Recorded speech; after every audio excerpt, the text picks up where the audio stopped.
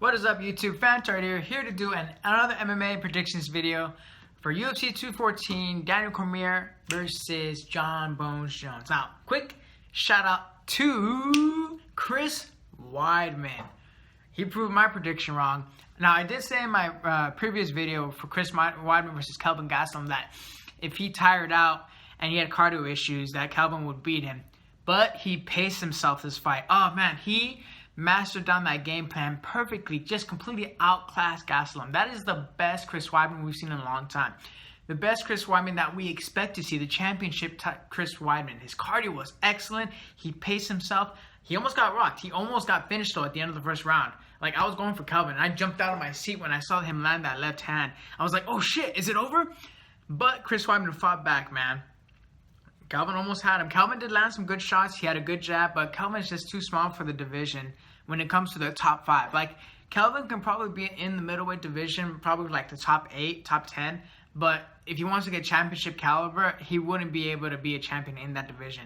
Fucking Chris Weidman was just too big and too good. And on top of that, his striking looked pretty good. Yeah, it looked a little faster than usual. I don't know. Chris Weidman, when he paces himself and he can get guys to their pace, he's just a monster. And I can't wait to see how Chris Weidman is able to build himself up again, because I would love to see him rematch Luke Rockhold or Yoel Romero. But unfortunately, we're not going to see him fight against Mousasi. But either way, congratulations to Chris Weidman. I was actually really happy when he tapped out Gastelum, because even though I was going for Gastelum, you couldn't help but just not clap for Chris Weidman. You know, he was in a tight situation.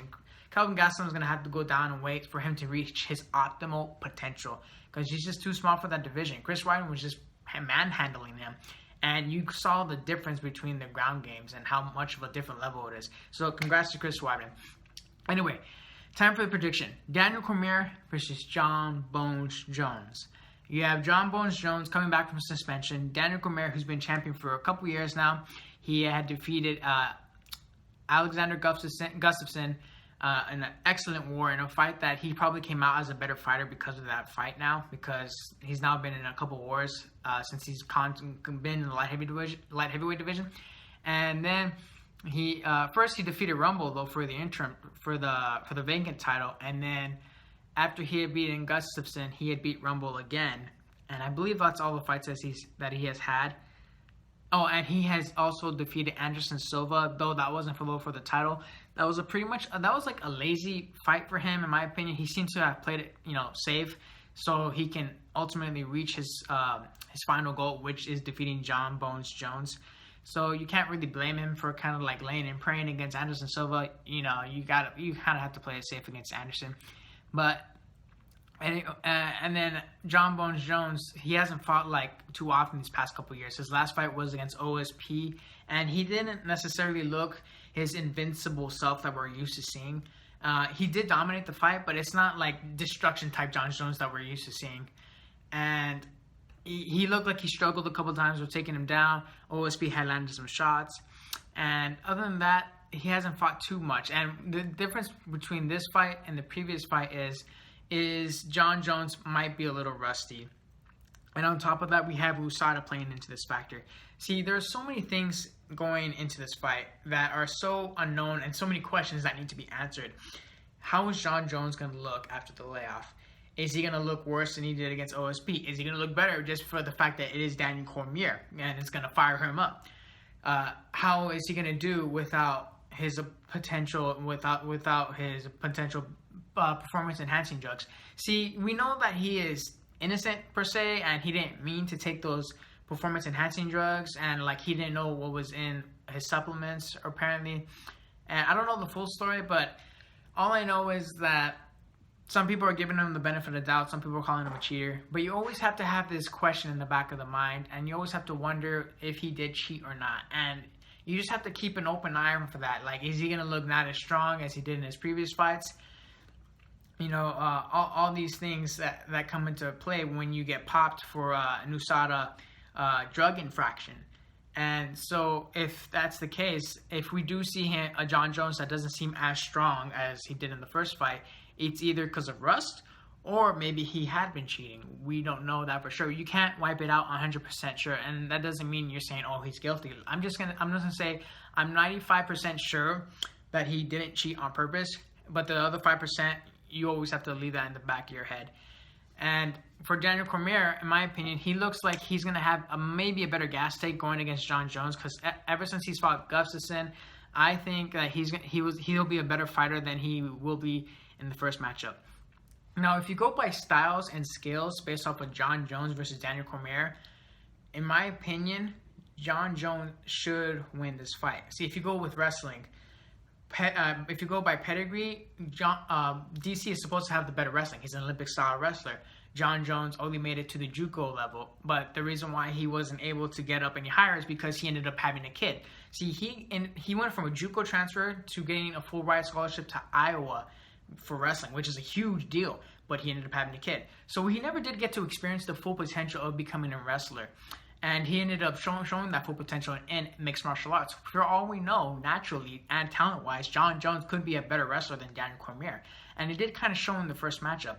He took Daniel Cormier 3 or 4 times to Daniel Cormier's maybe 1 takedown, maybe 2 takedowns at most. And he looked a lot stronger than DC did. He was able to do fine against Cormier against the clinch. He out-hustled him, basically. His cardio lasted longer than what DC. Because in the first couple rounds, it was very competitive. And Cormier did land some good punches in the clinch, especially those uppercuts. But after the 3 rounds, he couldn't drive anymore. His cardio had gone down completely. And that's when Jon Jones shined.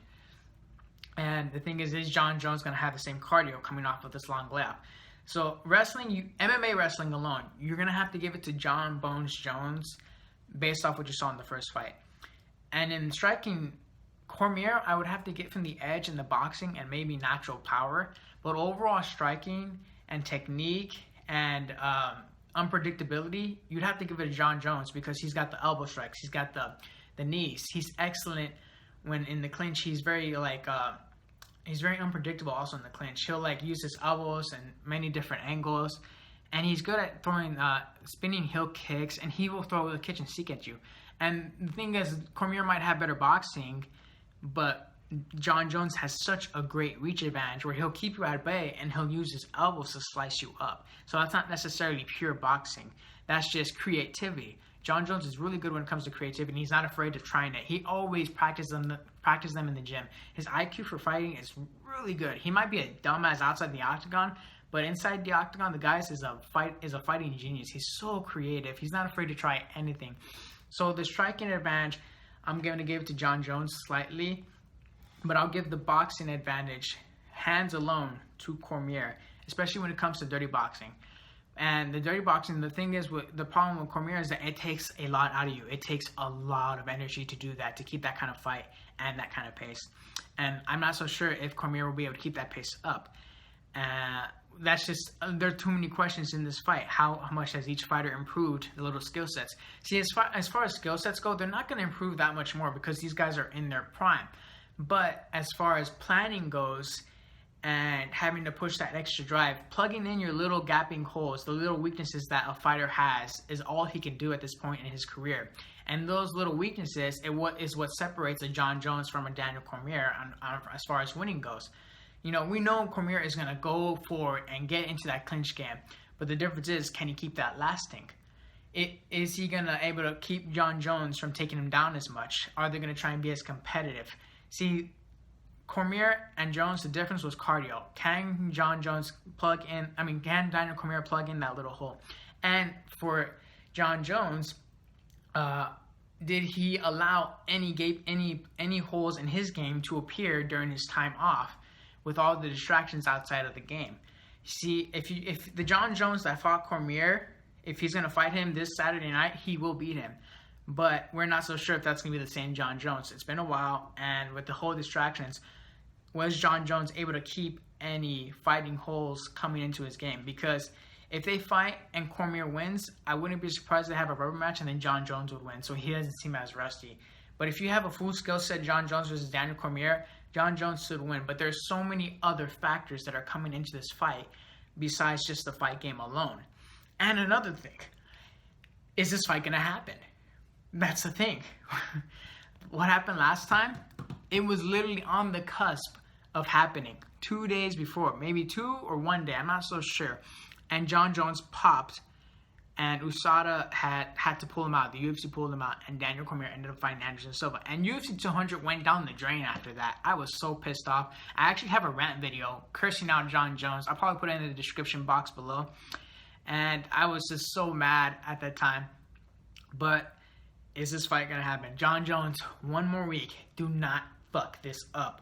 I want to see this fight so bad. And who I want to win is probably DC. Who I think is going to win? Probably Jon Jones. But for my prediction video, I'm going to give it a tough, hard-fought decision. I think this is going to be a fucking war. And I expect it to go that way. I expect it to go in the championship rounds. These guys are going to giving it their all. Daniel Cormier knows he can't lose. If he loses, that's it for him at light heavyweight. What is he going to do? He might as well just go back up to heavyweight. Jon Jones, this is for his legacy. But if he loses, I don't think Jon Jones, this will be the end for him. I think Jon Jones might come out a better fighter if he does lose, because he could still always get that rubber match with Daniel Cormier. If anything, if he does lose, he might learn some humility. He might become a better man outside of this. He might be humbled.